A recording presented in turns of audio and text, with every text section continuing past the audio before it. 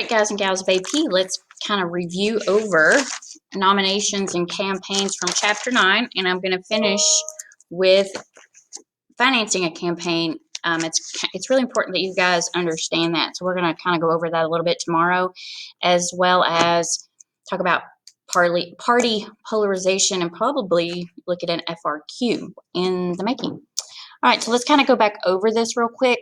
Remember what a nomination is. And if you have money, media, and momentum, then you should have success in your campaign strategy. Okay, the 3 M's in a campaign nomination. All right, your strategy is the way the candidates attempt to manipulate each element of the money, the media, and the momentum. Okay, and if you paid any attention to any of the election process this time and in 2016, you got a definite showing of that, in my opinion. All right. Why do we have campaigns that last 1 or 2 years? Who knows? But most developed nations, most other nations are like 2 months or less. All right, so we have a definite, think about the process of why we have that. That's what takes so long. Okay, we want to be thorough, and maybe some of these other countries aren't as thorough. Okay. The goal of the nomination, win the support of the party. Okay, and the majority of the delegates at the National Party Convention. There's what, thousands, like 1,700 delegates, I believe, that you have to win in order to become nominated, and you got to get the majority of those. All right. In the 1830s to the 1960s, delegates were political elites. These people had been in politics all their life. They've been groomed to be in politics. All right. And they were, state party bosses are the ones that kind of pick these delegates to go. After the Democratic Convention in 1968, that kind of changed. And so did how we finance campaigns and so on. Okay. The issue of the Vietnam War split the party. A split party between pro-war and delegates and anti-war party members. So you've got the hawks and the doves. You might have heard that term before in history class. So one of them wanted to be at war. One of them was against going to war in Vietnam. Even though we'd already escalated, they wanted to pull them out. What else happened? There was also, it was the Red Summer. So this was a lot of racism going on. Race riots, burning down of places. I mean, it was just pretty chaotic in the 60s. All right, so a lot of the police got a hold of these protesters, and it was played out on national TV. So you can look at the link on YouTube. I think there's a link that shows you what happened. And some of these anti-war protesters and stuff actually broke into the convention, which you really don't get to do. So it was a big deal. They came down on the floor and were protesting the Vietnam War. All right. So what happened as a result is what you need to know is the McGovern-Fraser Commission that was it was like a commission to look into changes to state laws and national laws, national party laws of how delegates are chosen. And what happened before then too is that they were chosen in secret. They voted in secret. And by the time that people voted on the floor, it was a done deal. So it was like people were tired of not being in that process. A lot of times African Americans, women, they were all kind of excluded from that process as well. And they wanted a seat at that table. All right.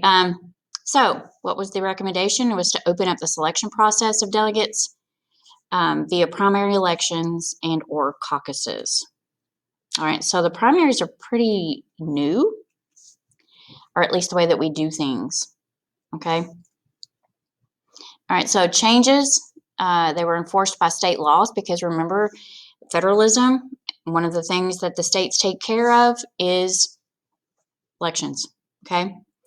And so the Democratic Party changed their processes, and then the Republican Party followed suit. All right. So the effort to making it more democratic is in like the process more democratic in these reforms. In both the 1972 and 1980 elections, Democrats lost the White House by blowout proportions. All right, so Jimmy Carter lost the election. He did get the nomination, all right, but he only carried 6 states in the District of Columbia.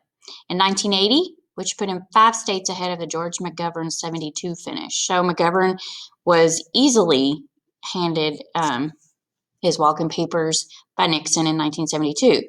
The problem is, after the 1972 election is when we start to have some of the reforms to campaign spending, and that's because of Nixon's election. All right.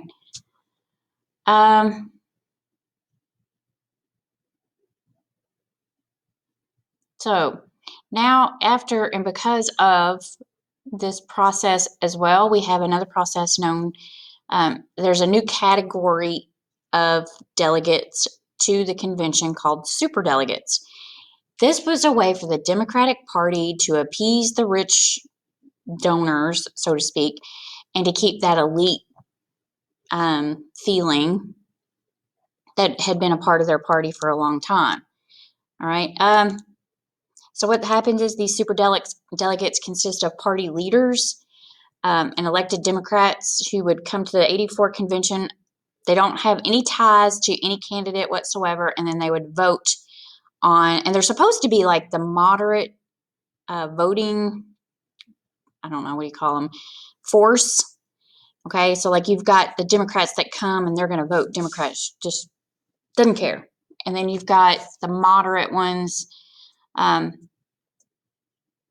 that just kind of look and listen and then vote according to what they think the best candidate should be. So they were supposed to be the voice of reason in this reform process. You don't. Sometimes you hear about the superdelegates and sometimes you don't. Sometimes you do, sometimes you don't. I heard a lot about them in the 2016 election because of Hillary Clinton. The Democrats are the ones that use them the most, although they are used by the Republican Party as well.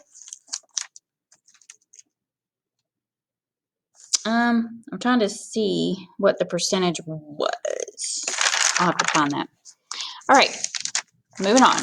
Here's the 72 election and the delegates. All right, so this is Nixon, McGovern, and then you have a libertarian candidate. So libertarians aren't new, despite what people think. Kentucky actually had one there, had a piece of Kentucky that went libertarian. Looks like the only one. All right, 1980, Reagan and Carter. Yeah, there's a lot about that election we'll talk about later.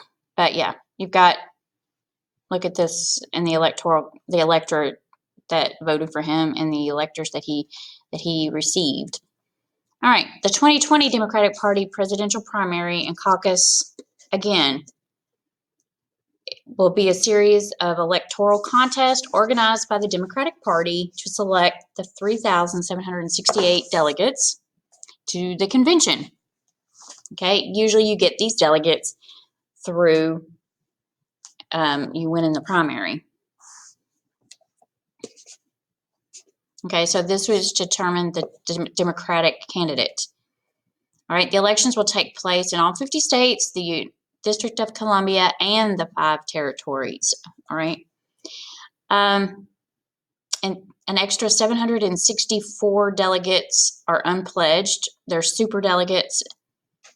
Again, these will be appointed by the party leadership independently of the electoral process. Okay, and then during the convention, they approve the platform, they approve the vice president's nominee, they approve the presidential nominee, but they have to get the majority of that 3,700 votes in order to get and secure that nomination. Now, the problem was, I think in 2020, this election, is there was a bunch of candidates that could have gotten that, and it was spreading really thin. So for Biden to get that many candidates, or many delegates, I'm sorry, I keep saying candidates, delegates, I That's a pretty good thing. I mean, it's all right. Same way with um, Trump in 2016. They had like 20 candidates, so it was really hard, to reach that threshold. All right. In 2016, there were a lot of changes that were made to the superdelegates. They could only vote on the first ballot if at a convention if they were uncontested. People weren't. They had to wait basically instead of doing it first or during the campaign. My glasses are crooked. Sorry. If they were contested, like if there was 2 candidates running or whatever, 2 or 3, then they had to wait to vote. If there were if it was only 1 candidate, then they could vote on the first ballot. All right. So primaries, caucuses balanced by elitist superdelegates. So this is kind of a wrap up of what we just talked about. The office holders and party members chosen by the national party. In 2008, that was 16% of the Democrats, about 1/3 needed for nomination, and 6% of reps. So these were of the Republicans. So 16% of the votes needed came from superdelegates. It's only 6% for the Republicans. So they don't use that system, but the Democrats do. All right, so superdelegates are important to the Democratic nomination. Now, you didn't hear about them as much like this time around, I don't think, or at least I didn't pay attention to them. So I don't think they were as much of a factor of how they voted because of the changes that were made. But they did in 2016 because they talked about it. I know CNN did. I don't know about Fox talking about it, but they talked about it all the time, saying that she needed this many superdelegates to keep her lead and blah, blah, blah. So anyway. All right, so we talked about the differences between the caucuses and the primaries. The caucuses are just straight elections, kind of like a direct election almost. The first primary is New Hampshire. So that's something, I mean, people use those they're not like a lot of delegates from these primaries. They use them for their image, saying, I won the first primary and people really like me here and blah, blah, blah.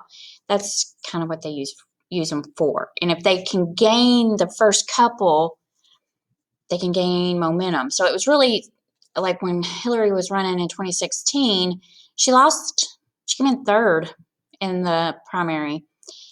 And she came in 3rd in the caucus, and I think 2nd or 3rd in the primary, the first primary in New Hampshire. So she really wasn't gaining momentum. Okay, Bernie had that in New Hampshire. I mean, obviously because he's from that area, but for him to get Iowa, I mean, he had the momentum going into the Super Tuesday, which is when a lot of the primaries take place. All right, so you have closed primaries. They require party registration. Open primaries require none. Caucuses are the open meetings that could take 1 to 4 hours. It has a lower vote or turnout because people have to actually know what they're talking about, or they feel intimidated by it. Okay, so it's the first state. Iowa's the first state, so it's like the most talked about, I guess. I don't remember how many.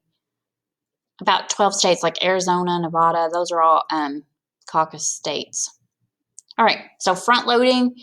They hold contests early in the season. 2/3 of the delegates will be chosen within 6 weeks of Iowa. You have Super Tuesday, then you have another like for the first 5 or 6 primaries, and then you've got another series of primaries. I mean, so it takes place pretty quickly. Now there's like Kentucky though, we come late to the ballgame. But in 2016, they held a caucus rather than a primary. They held it in March rather than having a May primary. All right, so they kind of contributed to it. I think they were trying to see if it would work. Okay. And then the earlier that these states have their whatever, primary or their caucus, they benefit from the money that comes in. They get their issues heard because they're the first. They're some of the first ones that get heard. So that generates that big mo or the momentum, like they talk about in the circus. All right. So, and that gives the candidate some momentum, saying that I've won these first contests. All right. Man, my glasses are driving me crazy. All right. So if you can see here in January, we got parts of Florida, South Carolina. You've got some of these states here. You can see the dark blue, the February. So most of them are held February and March. Okay, the light blue. Okay, this is the 2012 one, looks like. So we have May and then June are the white ones. So those are the ones way up here. All right, so Idaho. No, that's not Idaho. Anyway, you know. And it also tells you the territories here. American Samoa, Guam, Puerto Rico, Virgin Islands. All right, so those are some of the ones. All right, the primary process, early states receive the most money. It's difficult for incumbents because it's hard to campaign and then serve the current job at the same time. I'm trying to think in 2016, who would have been that? And I'm sure, I mean, it was hard for Elizabeth Warren. It was because they had votes. It was hard for Bernie because of some voting on bills and things like that. It was Kamala. I mean, all of those had problems, I think, this time. It says money plays too big of a role. They spend a lot of money to gain a few electoral votes. A lot of money. All right, so participation is low. Participation is older and richer and non-representative of the public, typically. And then the media gets involved and they label, oh, she's going to, like they said Hillary Clinton was going to win by like 16% because she gained momentum after the first couple of losses. Or she was, after her first couple of losses, they were like, she's not going to be able to make that up and she's going to lose. Well, she didn't lose. So the media has too much power.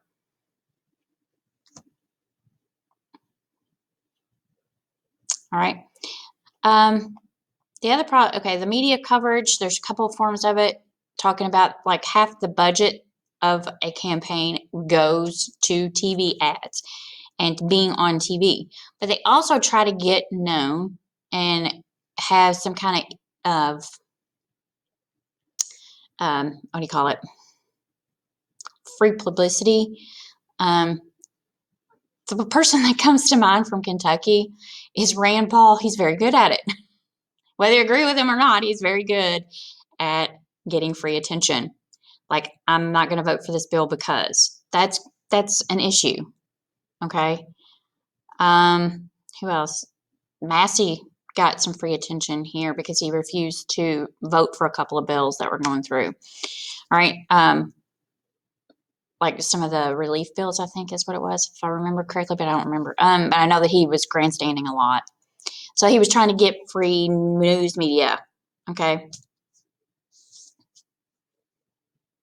All right. So most media coverage of the candidates are superficial. You guys know this.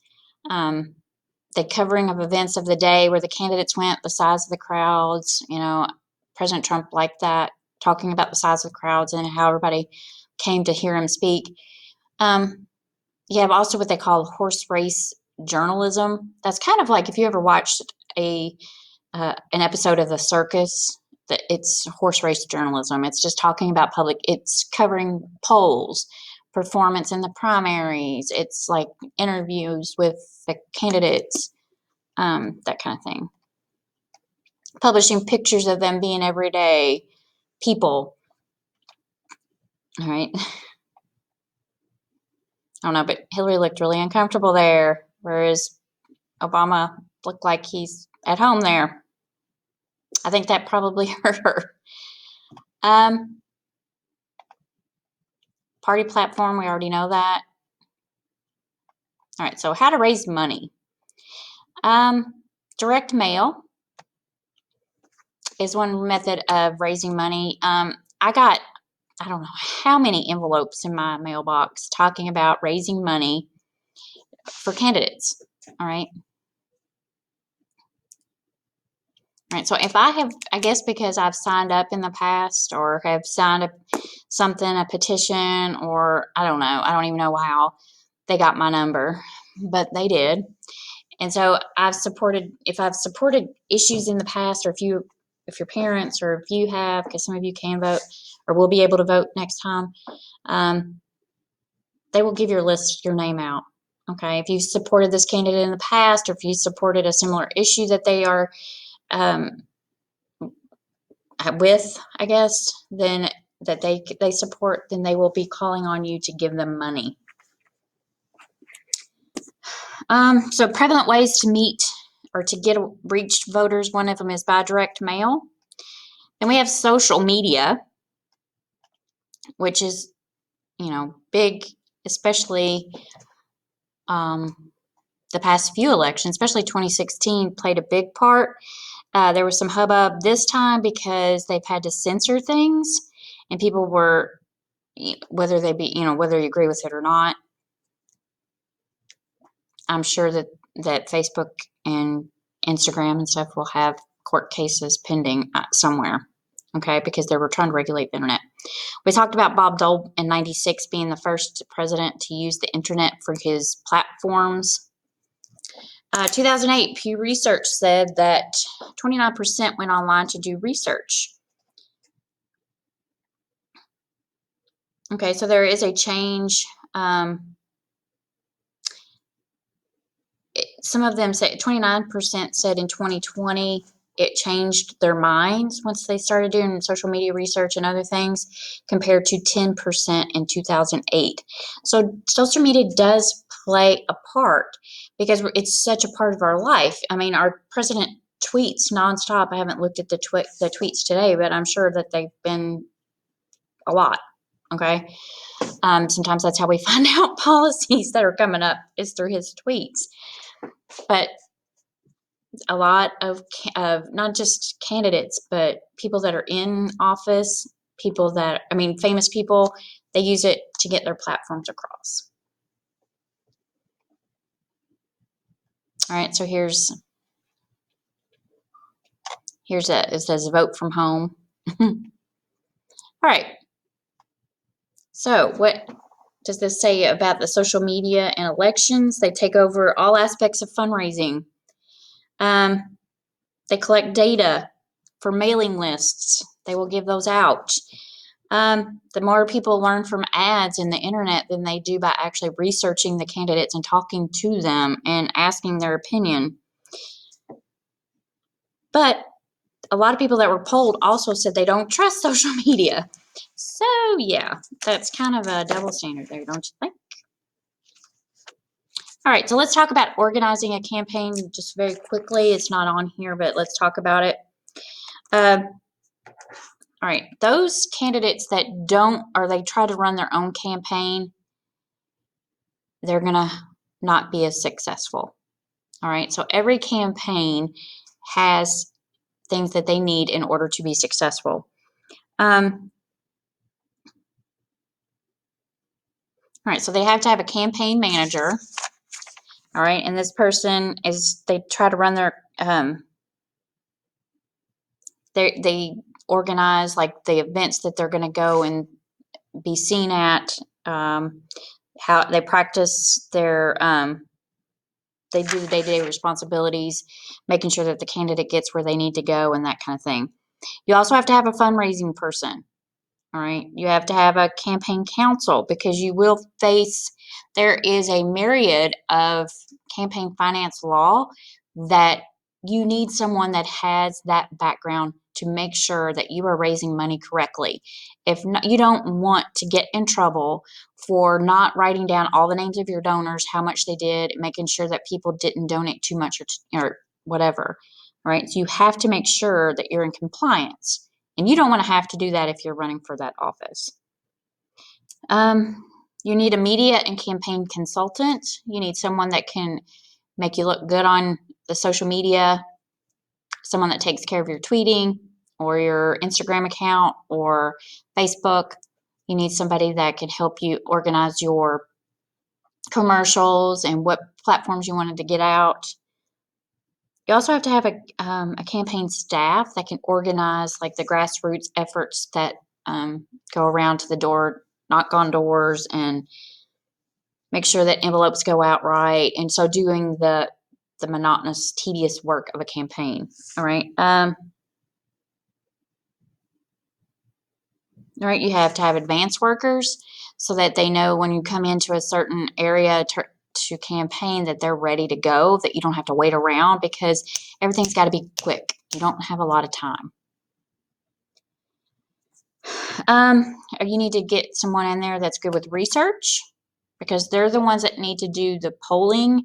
They need to find out what's important to the people that you're running for. Okay. You don't want to if nobody's interested in, I don't know, decriminalizing marijuana, then why are you talking about it? By the way, there is a bill in the federal government to decriminalize marijuana. Just as an FYI, that's the first thing that popped in my head. All right.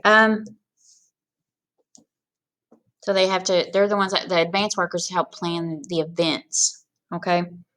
You hire a pollster, somebody to go around and poll people. Are you interested in this candidate? What are your good and bad things about that person? And then you're going to have to set up a strategy with your advisors on how to best talk to these people into voting for you. Okay. You need to have a website. You got to have a good press secretary, someone that can actually go and answer questions about you if you can't do it. Right? And they're the ones that set out the news stories of things they want to get heard about you. Okay, so yes, you still have your hand in that, and that's why you've got to trust your campaign staff. I've heard that Mitch McConnell runs a very good campaign. Amy McGrath didn't. She fired her campaign manager halfway through, and they really never got organized again. So that hurt her, I think, because they wasted time. You can't, even though it's a 1 or 2 year turnaround, you don't got time. You don't have the time.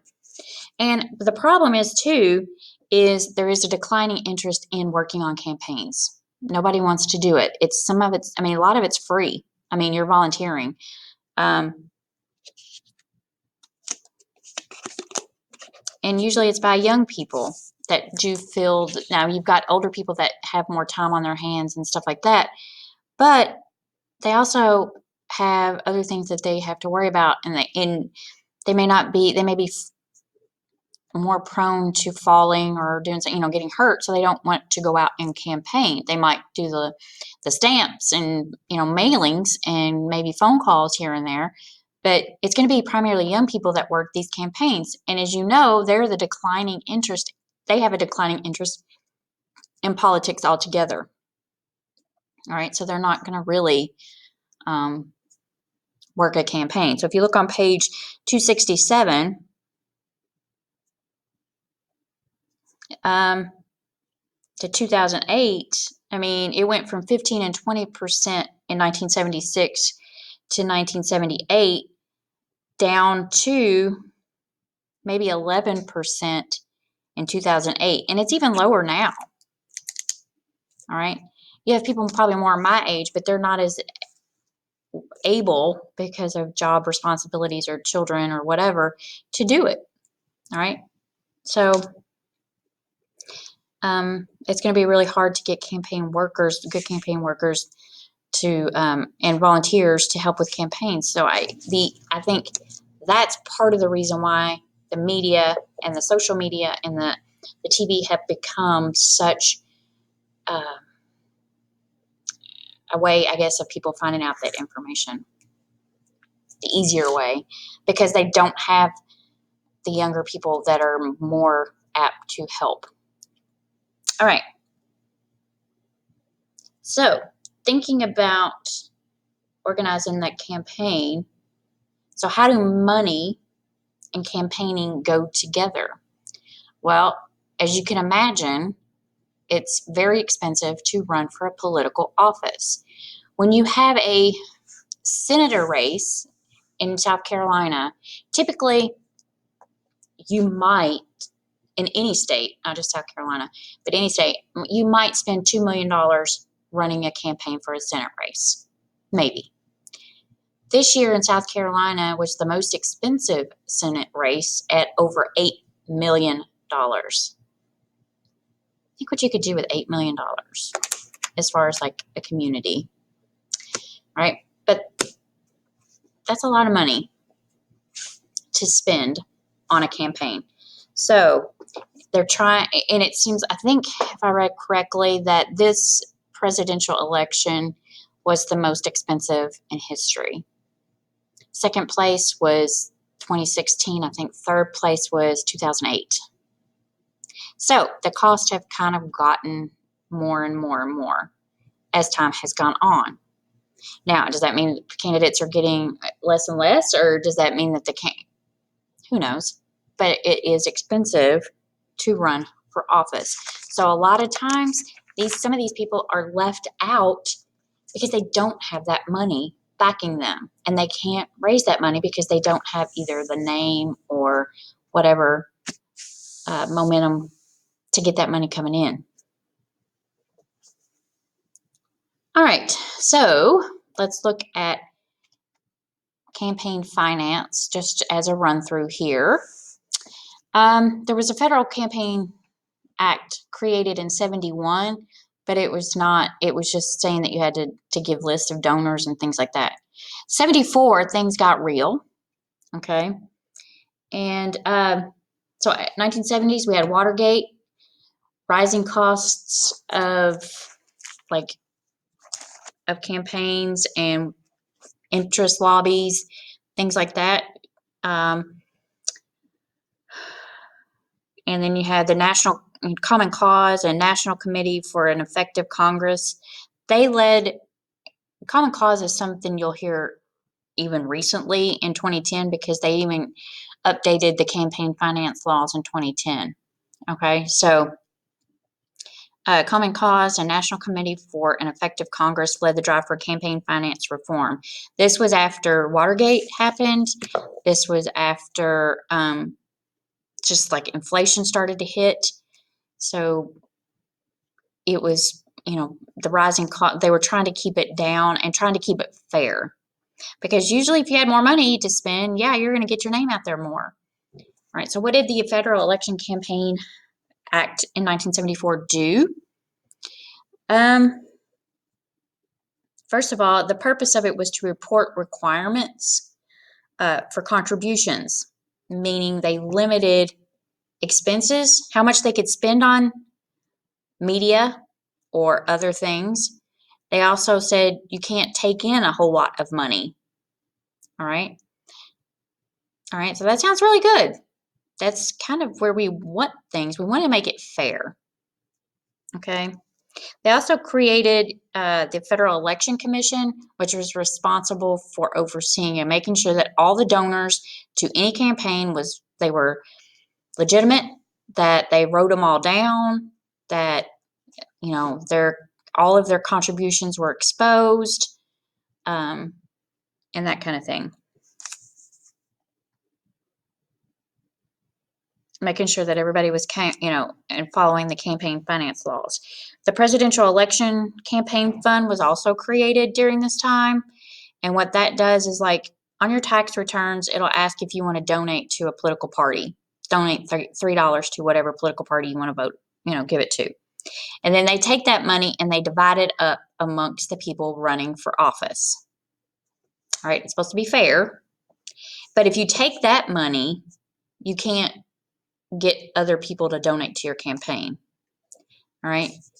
So if you think that you're going to get more money by getting tax money, then you can take it. or you can say, no, I don't want it. And then you can rely on the people that are donating to your campaign. If that makes sense. All right. All right, what else? Provides partial public financing for presidential primaries. It says candidates who raise $5,000 in at least 20 states and individual contributions can be matched up to $250 by the federal treasury. So you can also get federal tax dollars if you've raised enough money.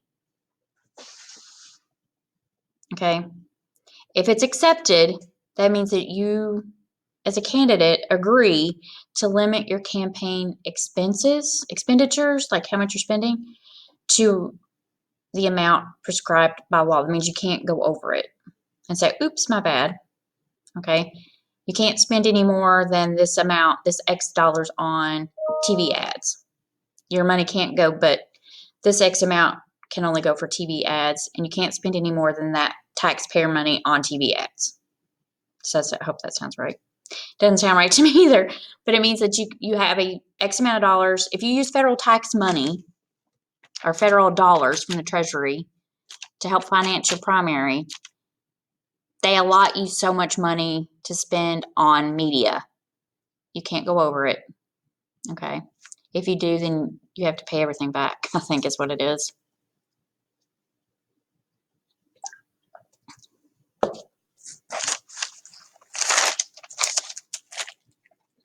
All right. But the whole thing about this act is they have to have full disclosure. You have to tell where your finances are coming from, what you're spending it on, who donated, and how much. And they limit your amount. Okay.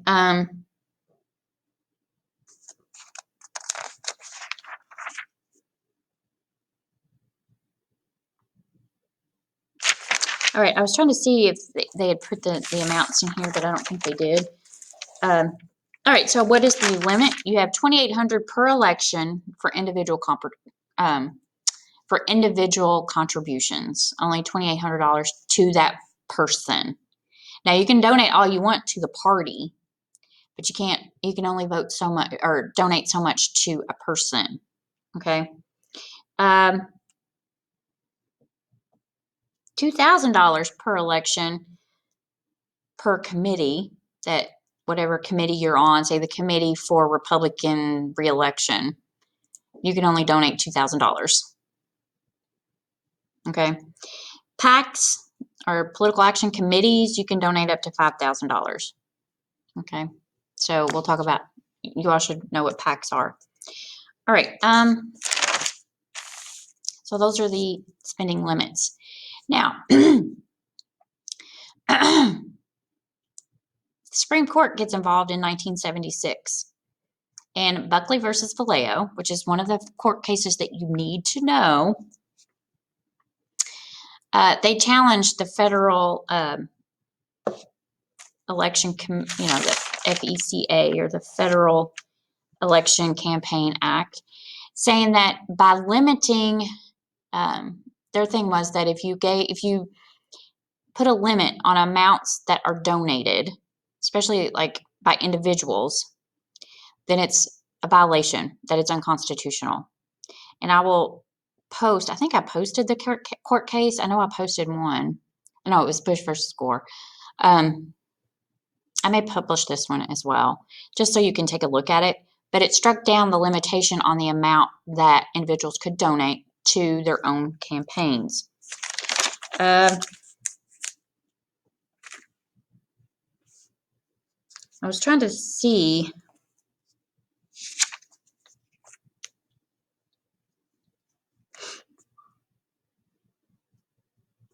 All right, so if you are donating to your own campaign, say somebody gave you a bunch of money and you're donating millions of dollars to your own campaign, this court case says that's okay, because by limiting an amount that an individual could spend or donate to their own campaign was a violation of freedom of speech. All right, so the Supreme Court struck down part of the Federal Election Campaign Act of 1974 in the court case Buckley versus Valeo, 1976. Okay. Let me just read this from your book. It's on page 269. It says, this aspect of the court ruling made it possible for Ross Perot, remember he was running as a third party candidate when George H.W. Bush was running, and by him running, it allowed Bill Clinton to win his first term.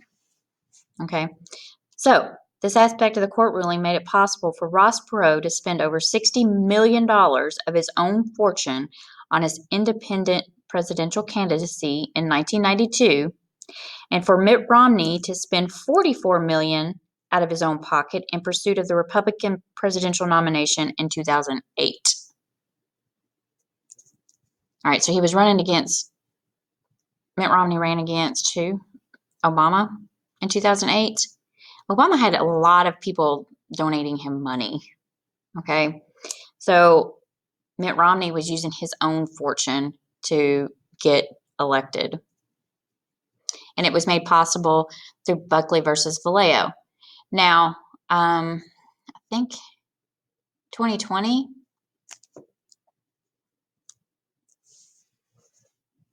in this election, I think Trump was trying to use his own money, but yet he was taking tax money too, I think. You can't do that. So he had to, don't quote me on that one yet. I'll have to look that one up. But I'm thinking that he tried to use his own money and they wouldn't let him. All right, because he had taken other avenues of money, raising money, or he hadn't raised enough money to be able to do that. One of the two.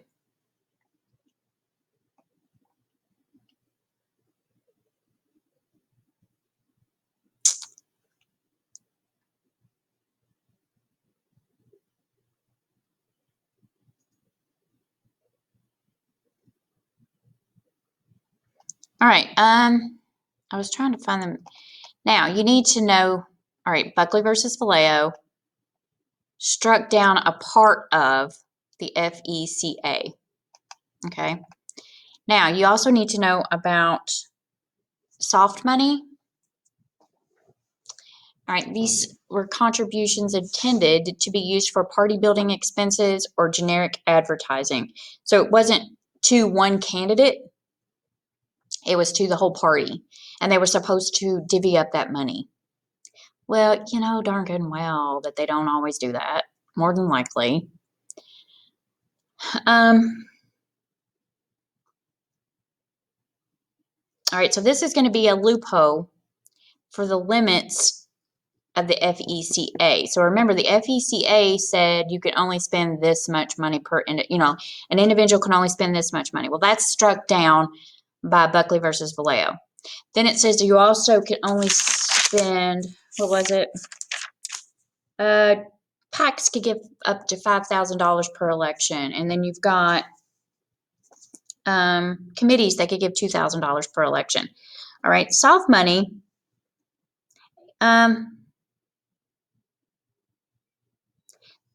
They struck down limiting the money given to the party through this act, this McCain-Feingold Act of 2002. All right, so what is it? This was from Senator John McCain and Russell Feingold. He crusaded for years to remove the taint of large soft money campaign contributions from the political system.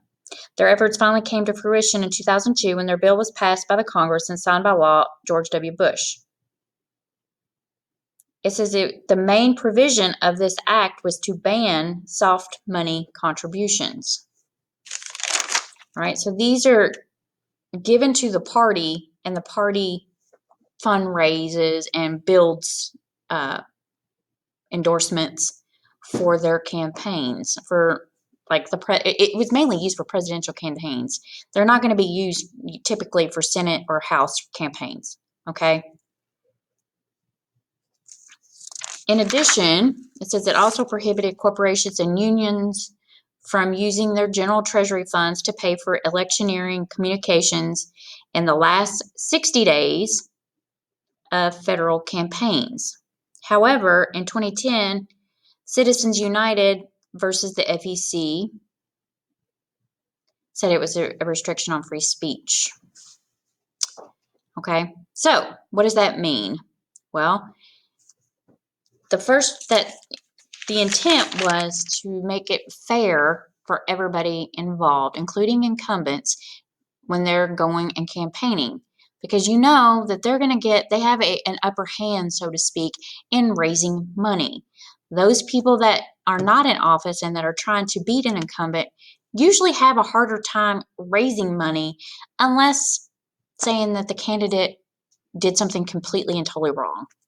Okay, so they can do it in a variety of ways. They can campaign for the party. They can give it to the party, which has no limit. You can give it to individuals. You can give it to a committee, like Committee for Republican Reelection. You can give up to $2,000 or what is it? Yeah, $2,000. PACs, if you have a PAC that you're interested in or want to give money to, you can give $5,000 per election. Okay, so it was designed to make it a fair playing field for everybody. The Supreme Court gets involved, okay, in several different ways. There's also laws that are struck down by the Supreme Court that help to balance this out. You know, whether it be good or bad, it's however you want to look at it. That's up to you. But Buckley versus Valeo, the McCain-Feingold Act, you need to know that.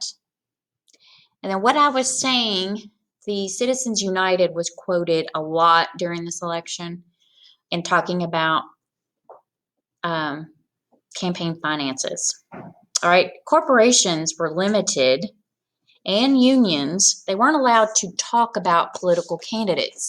I mean, the teachers union did. Usually they would endorse people.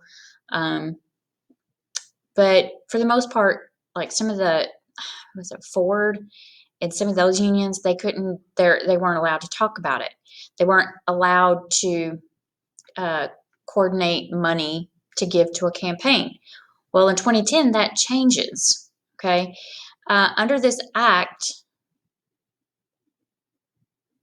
McCain-Feingold, not under this act, under this court case, Citizens United, which you need to know, 2010, it says McCain-Feingold Act was declared an unconstitutional restriction of free speech. That it was prohibiting a corporation or prohibiting a union from saying that they liked a particular candidate's views. Okay. The only thing about the McCain-Feingold Act was that it was, blocking contributions, kind of making a fair game for everybody else. All right, so they were trying to keep soft money being donated in large quantities, okay, and then it was kind of to level that playing field, okay. But another loophole. Okay, so make sure that you know the Citizens United case as well. They struck this down, saying that it was unconstitutional to prohibit unions and corporations from donating large amounts of money as long as they weren't coordinating with a candidate's campaign. So if they wanted to donate a large amount of money to the Republican Party, they could do so. It was also a tax write-off for them. Okay. As long as they weren't saying, I'm giving you this money, give it to President Trump and only him, and we are helping you with this campaign, and we're going to put together a Ford Union, commercial, and this is how you're going to spend it. That's coordinating with a campaign. Okay, they can't do that. Now they can ask him to be in the commercial, which they did, I think Trump did with the police and the something else I can't remember. But yeah.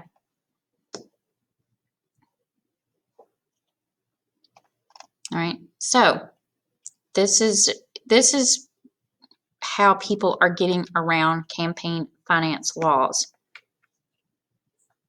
Although there is a ban on soft money through the McCain-Feingold Act, it didn't take long for major loopholes for big contributors to be opened up again. So they're always trying to find a loophole on how much money to spend on a campaign. Okay. Wealthy individuals, people that were supporting one campaign or the other, on both sides of the political spectrum, didn't matter who it was, found that they could make unlimited contributions to 527 groups. All right, so these are the groups that are in the tax code that govern, the 527 group is, they can give their money to the 527 group, and they can give large millions of dollars to the 527 group without being penalized, right? So that's one way around it.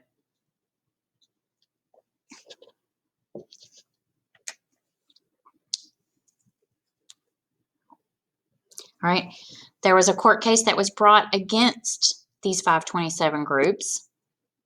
Okay. The FEC in 2004 declined to subject 527 groups to contribution restrictions. So they made an exclusion to these 527 groups.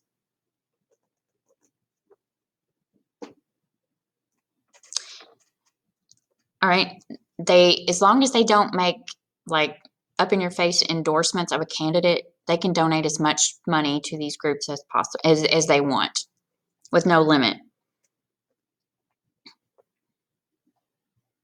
Okay, they can't say vote for President Trump or vote for Joe Biden, but they can make a commercial about Joe Biden, but they can't say vote for Joe Biden. Or they can make a commercial about Trump and they can't say vote for Trump, but they can do that.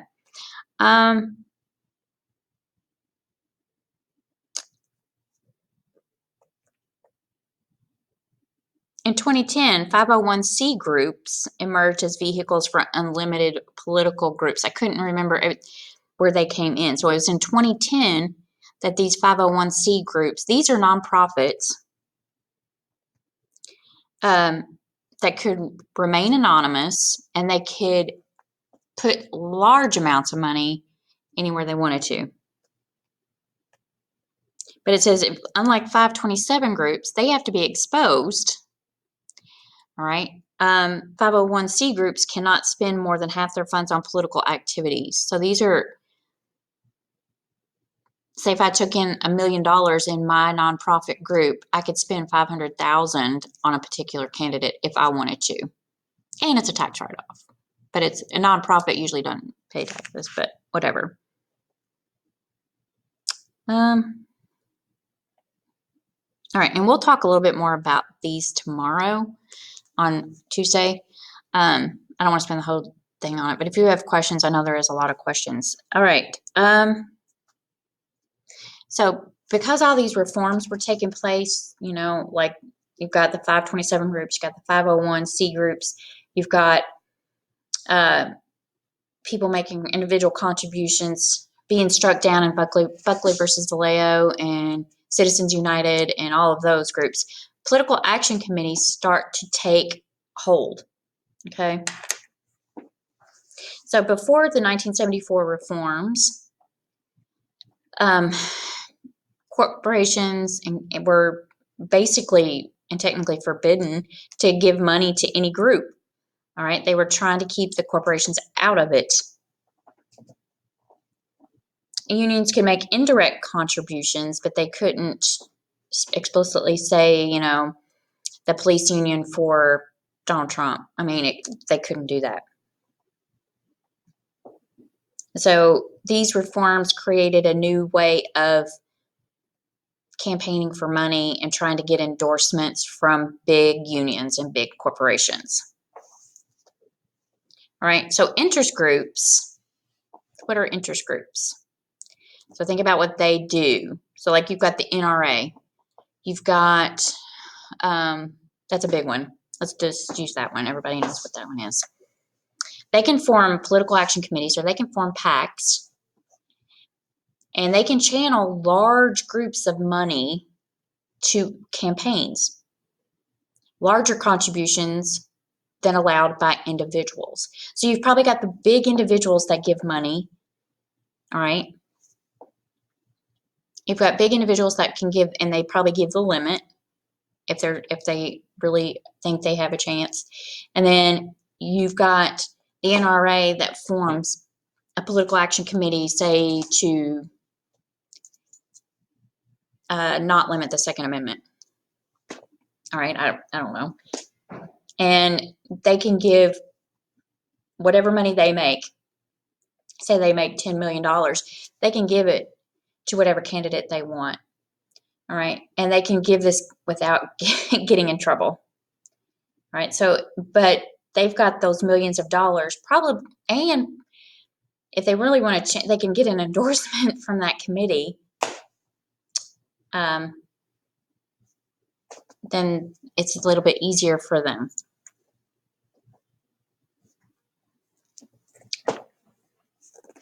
It says any interest group, large or small, can get into the habit of, or get into the act by forming its own PAC to directly channel contributions of up to $5,000 per candidate in both the primary and the general election.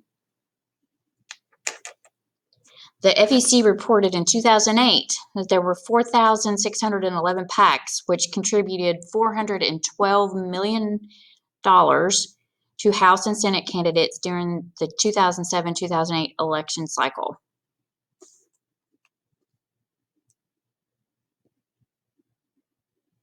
They have to register as a PAC with the FEC.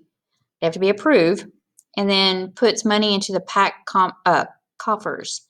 The PAC can collect money from stockholders, members, and other interested parties. It then donates the money to candidates, often after careful research on their issue stands and past voting records. One very important ground rule prevails. All expenditures must be meticulously reported to the FEC. If PACs are corrupting democracy, as many believe, at least they are doing so openly. Okay, and you guys are going to be looking at some interest groups and some PACs a little bit later.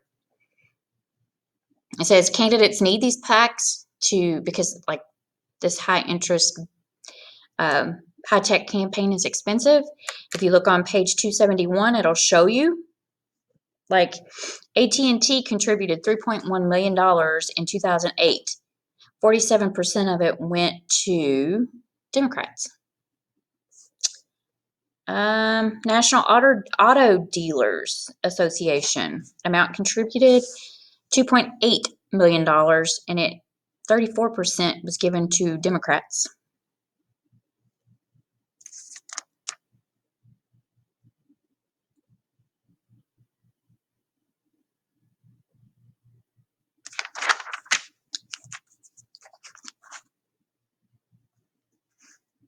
All right, so what are the good and the bad? Well, it allows them to campaign more openly and freely, and allows them to use it to get their name recognized. But, some people argue that it leads to PAC control over elections and what winners do once they're in office. If you're getting a lot of money, say from the NRA or the Right to Life or the Right to Choice, or if you're getting, the Anti-Tobacco League or whatever you get it from, if you're getting a lot of money from them, you're going to be obligated, or some people feel like you're going to be obligated to get them what they want, making sure that the legislation that is put through Congress goes along with what these people want.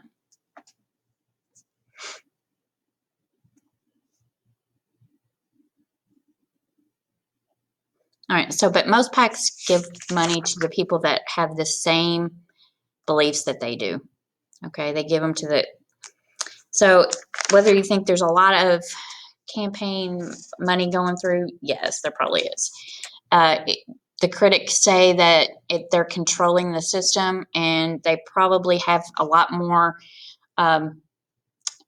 say so in things that are going on in Congress than what we would like. However, they usually give money to people that they think like them to begin with. So, you know, I don't know. So what's good, what's bad? I don't know. All right. All right. So with this, I am finished with chapter 9, and I will see you later.